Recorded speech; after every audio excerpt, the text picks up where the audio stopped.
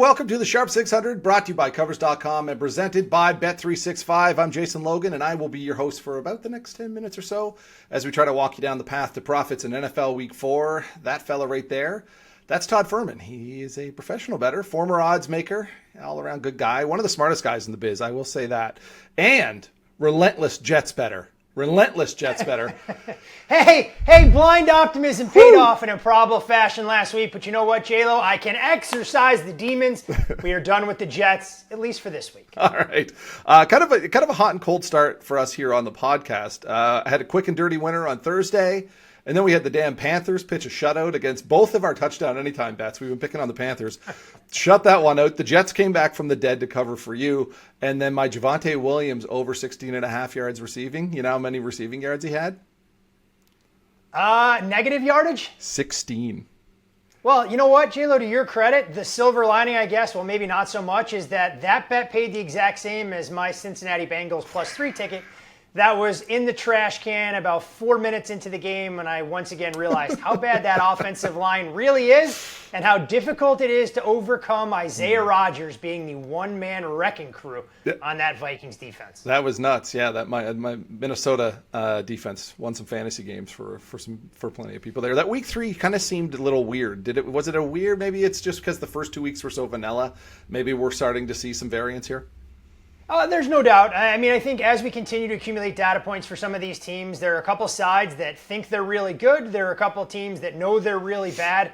And it's trying to identify a couple of those teams in the mushy middle with a little bit of volatility. But credit to the odds makers. Look, they're not in the business of giving away a free lunch. And every time you think you've got an easy one lined up, like maybe the Los Angeles Rams +3.5, the gambling gods decide, you know what, I'll crunch rare. A 26-7 lead is never comfortable, especially when Jordan Davis sees nothing but green grass in front of him. That's right. I got to say, in 20 plus years of doing it, it was one of the greatest wins or worst beats that I have ever seen. Because yeah, that one was a wild finish.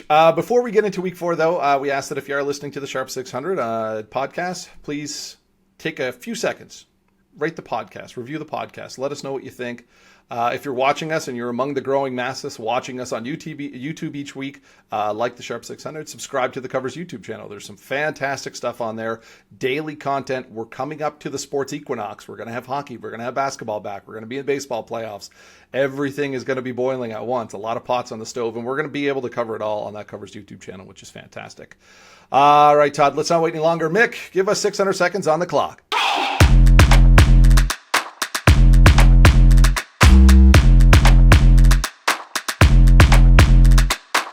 All right, we love our games here on the Sharp 600. One game that we do like to play is Would You Rather. It's like a sleepover game, right, Todd? It's sleepover time. I'm going to give you two. You've never invited me to your house, J-Lo. You've never invited me for a sleepover, so I couldn't tell you. Well, make your way up here, and there's an open bed for you for sure. I'm going to give you 2 options. You tell me which one you would rather, right? Simple enough. So would you rather bet the Lions to win the NFC North at +180 or the Rams to win the NFC West at +200?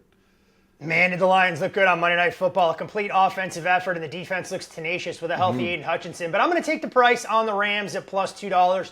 I think the NFC West is ripe for the picking. I'm not a buyer in the Arizona Cardinals. I think the Seahawks are a little bit of smoke and mirrors. And look, if we check the injury report again next week, the 49ers could be down another 3 or 4 starters. So I'll take the Rams, even with a banged-up Matthew Stafford. All right, something in the water there in the Bay Area, that's for sure. Would you rather take Dak Prescott +425 or Daniel Jones +425 to win Comeback Player of the Year?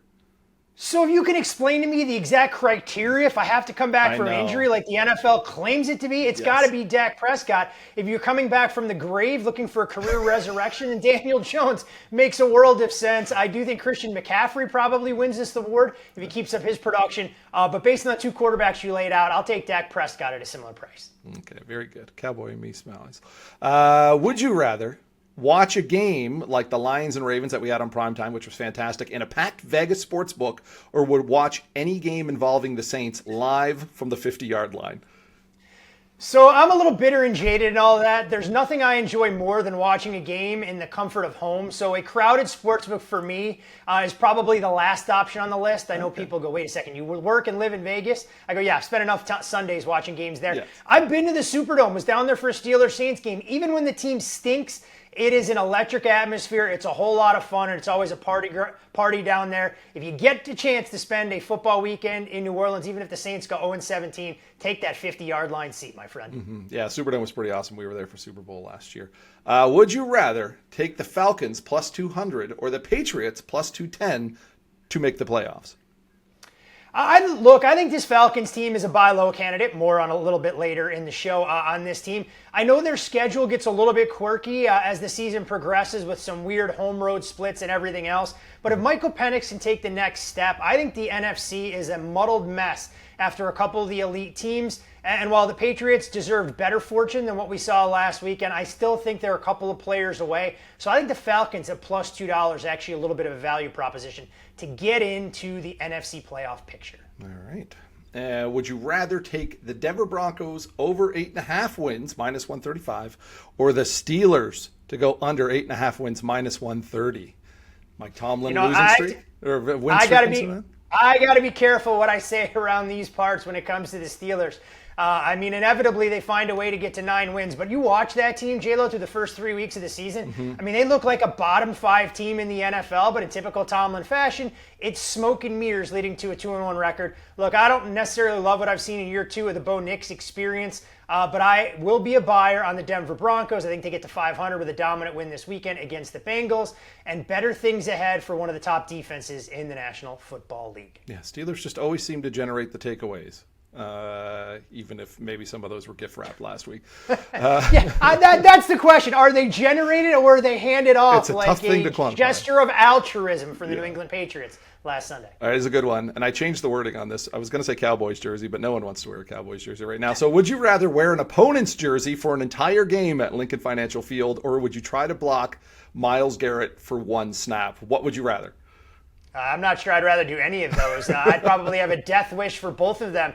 Wearing a Yankee jersey in Fenway before the Red Sox won the World Series, I felt like I was really tempting the fates.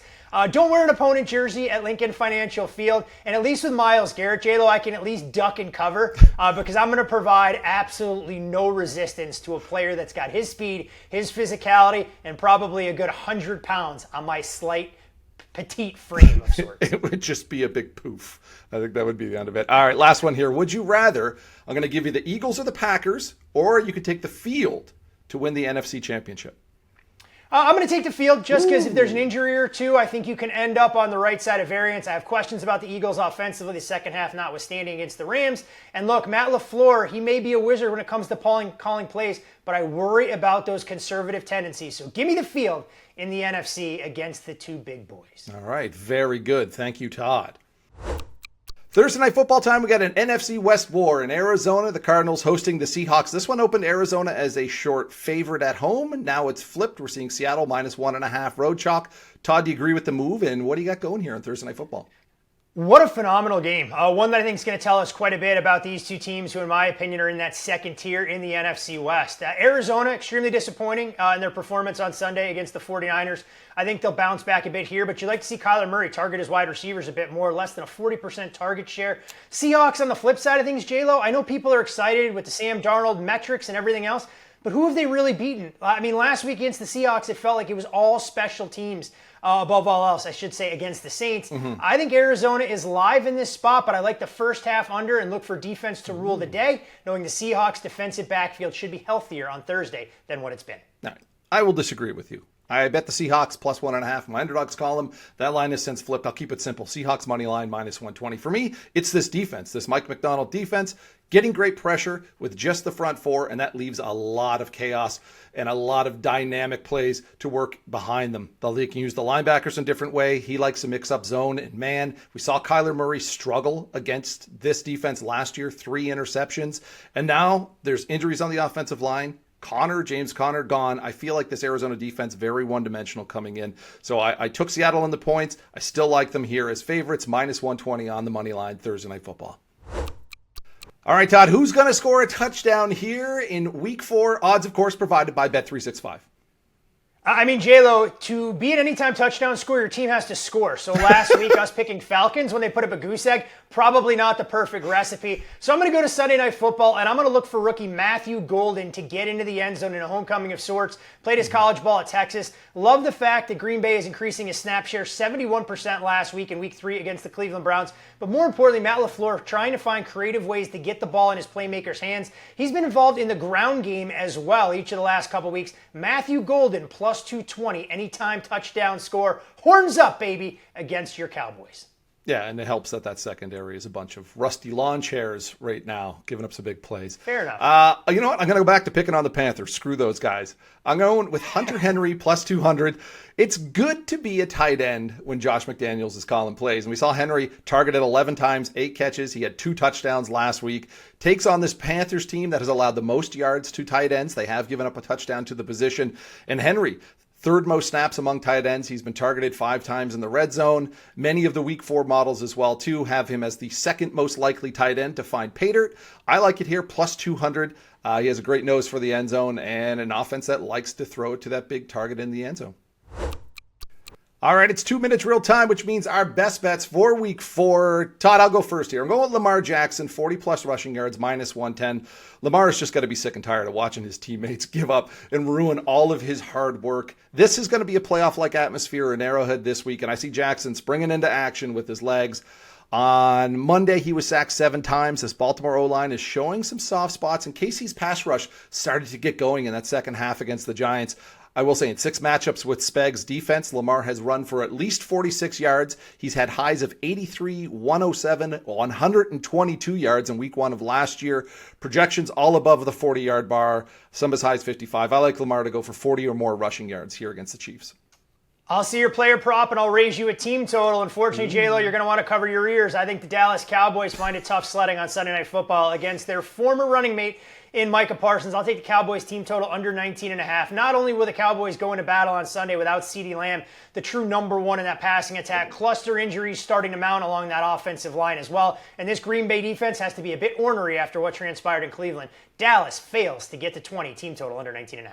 Well, fandom be damned, because I'm going Green Bay Packers double result. The old first half, full game. My first bet of Week 4 was snatching Green Bay minus 5.5 on Sunday night. I knew this one was going up, and now it's up to like a touchdown.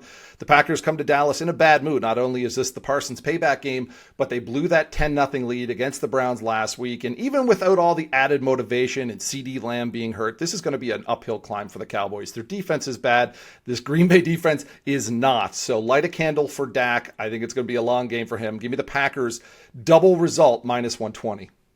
With my final best bet, I think you should spend the final 30 seconds putting that helmet on your head. I'm going to take the Falcons plus 1.5 against the Commanders. Look, I don't think this accounts for Jane Daniels potentially missing yet again. Terry McLaurin poised to miss the first game as a member of the Commanders going all the way back to 2020. Cluster injuries in that defensive backfield. And look, Atlanta wasn't nearly as bad as that 30-0 scoreline against the Carolina Panthers indicated. They've actually won the net yards per play battle in each of their first 3 games. Buy low on Atlanta, live home underdog. I'll take the plus 1.5. Not going to fault anybody if you bet them on the money line. There you go. And we all know, because last week we took Mooney and Algier to score touchdowns, that they will score touchdowns 100%. this week. 100% both are getting it this week. Guaranteed. Which is the way. Okay, that is it. The final horn. Another 600 seconds have come to a close. A big thanks for Mick for pitching here in Week 4. Big thanks to Todd, of course. Special thanks to the folks at Bet365. And, of course, thank you for spending another 10 minutes with us to get you ready for NFL Week 4.